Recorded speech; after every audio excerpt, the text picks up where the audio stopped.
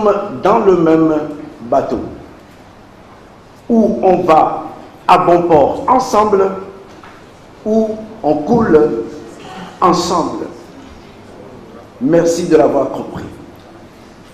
Je voudrais maintenant vous féliciter, chers collègues magistrats, à travers vos premiers responsables pour l'organisation de cette rentrée qui intervient pour une petite énième fois dans l'histoire de la magistrature togolaise. Par votre engagement et votre détermination, vous avez encore tenu à perpétuer une tradition abandonnée pendant longtemps et qui, depuis un passé récent, a été rendue à la vie par une prise de conscience collective qui n'a d'égal que la volonté inébranlable des acteurs judiciaires que vous êtes de faire redorer à la justice son blason. Mes félicitations pour la conjugaison de vos efforts et énergie communs en vue de revitaliser notre institution qui doit être et demeurer à jamais un facteur de développement et de paix sociale et constituer le socle de la démocratie et de l'état de droit.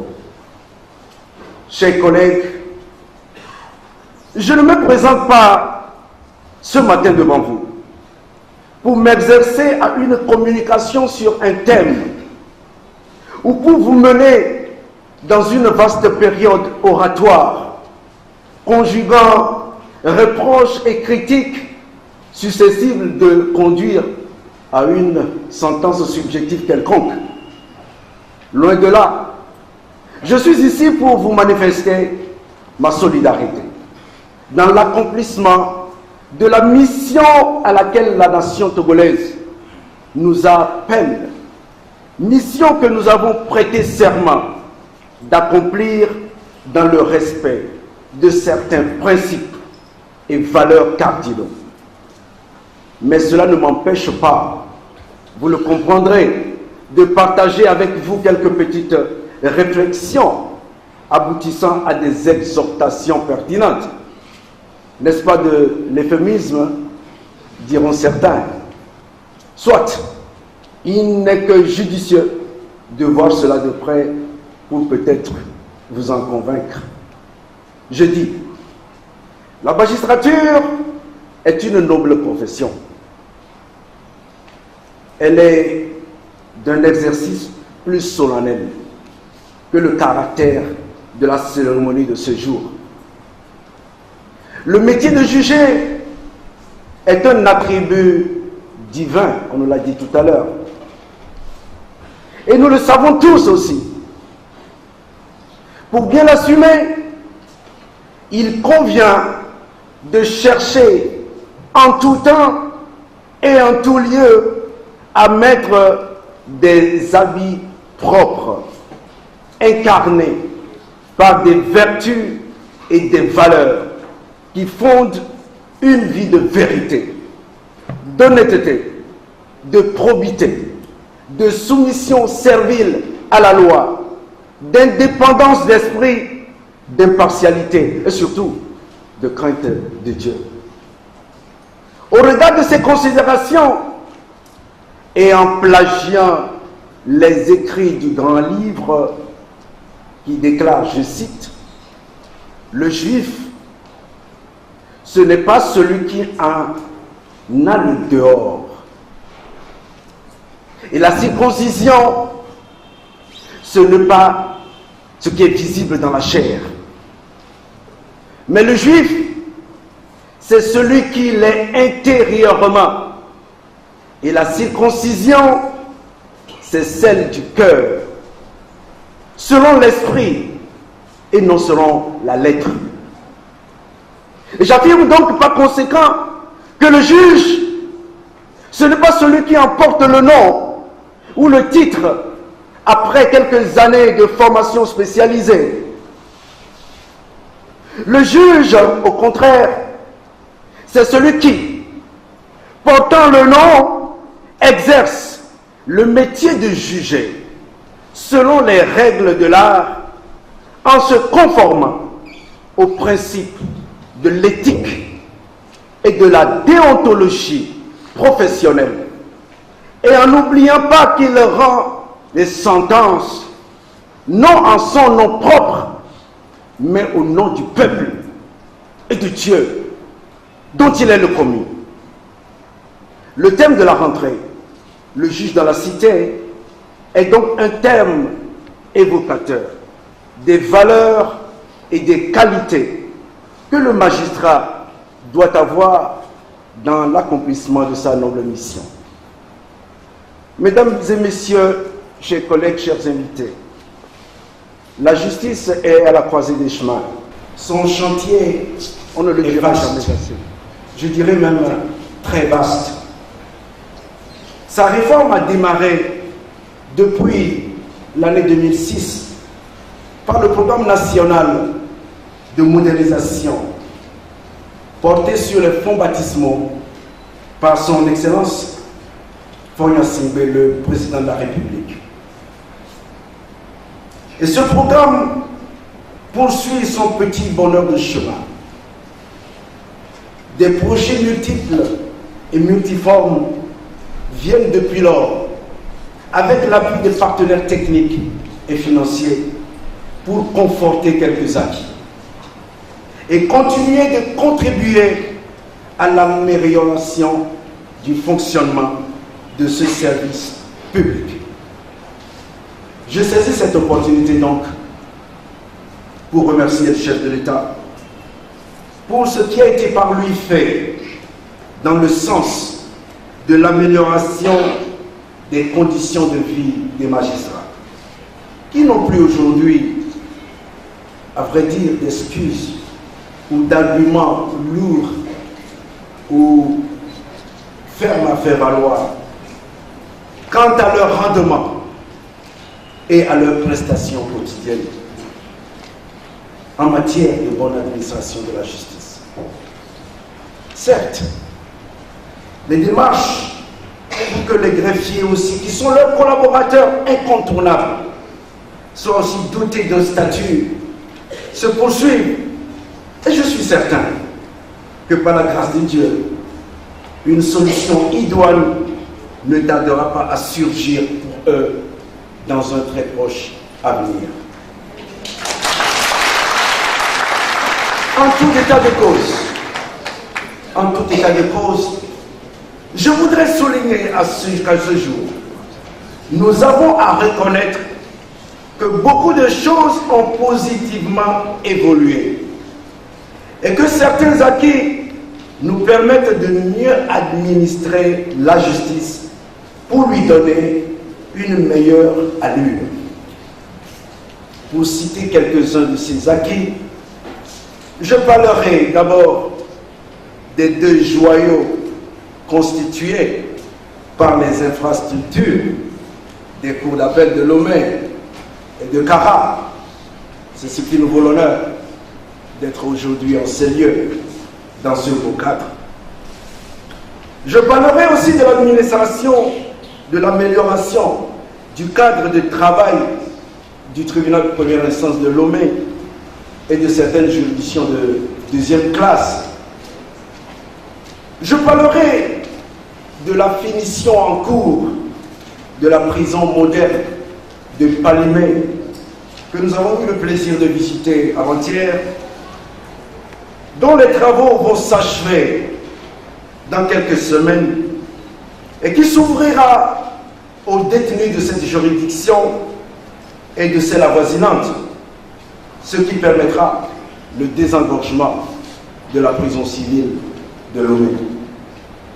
Je parlerai de l'achèvement du programme d'automatisation de la chaîne commerciale de la cour d'appel de Lomé et du tribunal de Lomé, dont la mise en œuvre effective n'est plus qu'une question d'heure. Je parlerai du démarrage du projet d'informatisation des autres chaînes judiciaires, à savoir les chaînes civiles, administratives, sociales et bien sûr pénales. Je parlerai de la validation de la politique nationale de la justice, dont les travaux en atelier vont commencer la semaine prochaine. Et cela permettra de doter le ministère de la Justice d'une politique nationale qui va s'étendre sur au moins 5 années et qui comprend 6 axes d'intervention. Je parlerai de l'ouverture, avant la fin de cette année, des bureaux d'accueil et d'orientation des justiciables, ici même à la Cour d'appel de Lomé et au tribunal de première instance de Lomé. Je parlerai enfin d'un acquis important qui est la promulgation ce jour du Code pénal de 1205 articles qui a été voté en novembre dernier. Et pour cela, je vous le dis, vous professionnels du droit, que nous devons tous retourner à l'école de ce code et en maîtriser les contours. Dès l'année 2016, de nouveaux chantiers vont s'ouvrir, tant sur le plan des réformes des textes, de la formation des acteurs judiciaires, que sur le plan infrastructurel. L'avenir promet donc. Mais tout cela est bien certes, mais allons au-delà de cette considération et posons-nous la question suivante par rapport au thème de la rentrée. De beaux codes, de belles infrastructures ou un traitement salarial avantageux sont-ils préférables aux bons juges? Ou plutôt, de bons juges sont-ils préférables à toutes ces choses? Vous me poserez la question de savoir quel est ce bon juge. Je voudrais en donner une brève perception au travers des lignes qui suivent. Le magistrat remplit des fonctions à la fois nobles et difficiles. Celle de juger ses semblables ou requérir, au nom du seul intérêt général, l'application juste et mesurée de la loi. Ces fonctions ne s'exercent point dans la routine, dans la monotonie mécanique de dossiers qui se gèrent et un jour se clôturent, mais toujours avec une foi renouvelée et une passion en éveil. Elle ne s'exerce pas non plus dans l'indifférence de l'objectif à atteindre, mais toujours dans une exacte perception du pour et du contre. Ces fonctions s'exercent, enfin, en ayant toujours égard à la personne qui souffre dans sa liberté, dans sa réputation, dans sa vie familiale ou affective. Les magistrats doivent donc éveiller à ce que jamais l'homme ou la femme qui se présente devant eux ne soit humilié avant même que justice ne soit rendue. Dans un monde bouleversé et confronté à toutes les violences physiques et morales que nous connaissons, le juge doit inspirer confiance et être pour chacun de ses concitoyens un recours, un secours et une source d'espérance. Il faut qu'il soit crédible et responsable. Il doit être un artisan de paix et de concorde véritable. Le juge qui vit dans la dignité et travaille de cette manière en veillant à une bonne application de la loi, avec probité, impartialité et honnêteté, mérite le qualificatif de bon, selon moi. Ceci étant, moi j'ai fait mon choix. J'aurais souhaité avoir à la fois de bons juges avec de bons codes, de belles infrastructures et autres. Mais à défaut de cumuler cela, tout cela à la fois, je préférerais de loin avoir de bons juges. Avec de bons juges, on peut changer la société et promouvoir son développement harmonieux et durable. Car, est-il dit, la justice élève la nation. Mais le péché fait la honte des peuples. Mesdames et messieurs, chers membres du corps judiciaire, au-delà de ce qui peut nous opposer professionnellement, nous concourons tous à un seul objectif, celui du service de la justice.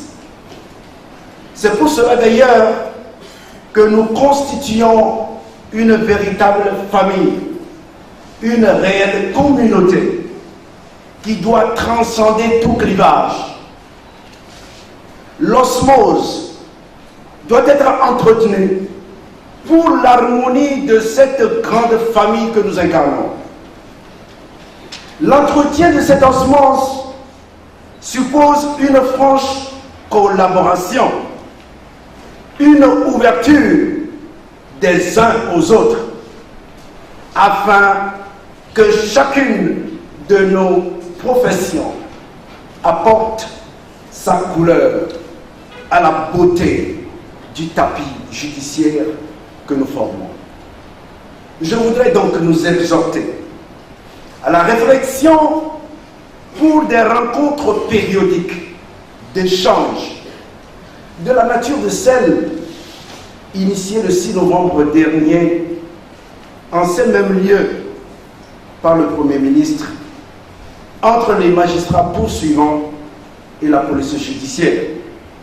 Rencontre au cours de laquelle de fermes résolutions ont été prises pour une meilleure synergie des activités des acteurs de la chaîne pénale pour une riposte adéquate à la criminalité dans notre pays.